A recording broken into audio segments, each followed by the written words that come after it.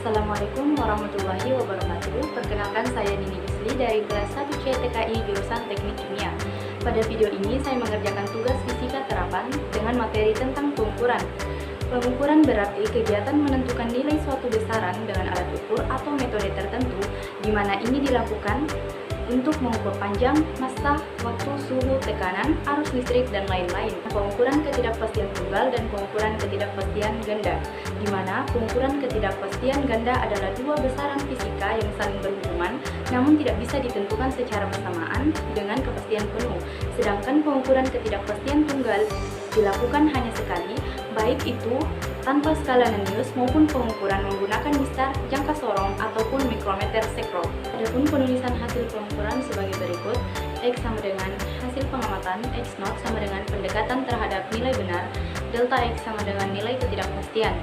Adapun ketidakpastian tunggal yaitu delta X sama dengan 1/2 kali skala terkecil. Ketidakpastian ganda, X naught sama dengan sigma X1 per N, delta X sama dengan 1/N akar N sigma X1 kuadrat dikurang dalam kurung sigma X1 kuadrat 2 per N kurang 1.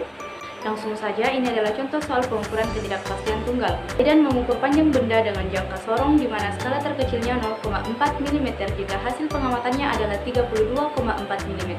Bagaimana Aidan menulis hasil pengukurannya? Untuk mengerjakan soal, kita perlu mengetahui apa saja yang diketahui dari soal tersebut. Yang diketahui adalah X sama dengan 32,4 dan skala terkecilnya 0,4. Yang ditanyakan, X tambah delta X. Jadi, delta X sama dengan 1/2 dikali 0,4, hasilnya 0,2. Jadi, delta X sama dengan 0,2. Lanjut, kita mencari KR. Delta X per X kali 100% sama dengan 0,2 per 32,4 dikali 100% sama dengan 0,00617 dikali 100% sama dengan 0,617%. Pada ketidakpastian relatif, 0,1% berhak atas 4 angka penting. Jadi hasilnya 33,40 plus minus 0,2. Lanjut ke soal kedua, yaitu ketidakpastian ganda. Pada gambar ada tabel di mana pengukuran dilakukan sebanyak 6 kali dan sudah terdapat nilai pengukuran XI dan pengukuran XI kuadrat. Untuk mendapatkan nilai XI kuadrat, kita hanya perlu kalikan nilai dari XI sebanyak 1 kali. Contoh, pengukuran 1, 11,0 kali 11,0 hasilnya 121, dan begitu pun seterusnya. Lanjut, kita masuk ke rumus. Ada sigma XI per N sama dengan 70 per 6. 70 kita dapat dari hasil penjumlahan XI, kemudian 6 kita dapat dari pengukuran berulang di mana dilakukan sebanyak 6 kali. Lanjut, jadi 70 per 6 sama dengan 11,6.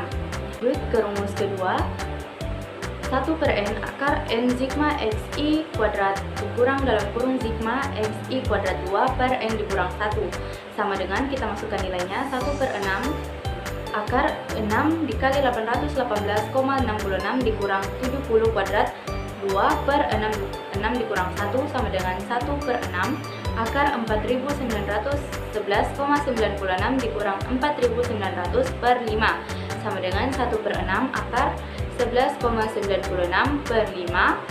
11,96 dibagi 5 hasilnya akar 2,39. Kemudian 1 per 6 akar 2,39 sama dengan 1 per 6 dikali 1,55 hasilnya 0,259. Lanjut, untuk KR-nya, delta X per X naught dikali 100%. Kita masukkan, yaitu 0,259 per 11,0 dikali 100%, hasilnya 2,35%. Kemudian kita cari akar dari 2,35%, yaitu 0,15. Jadi hasilnya 11,6 plus minus 0,15.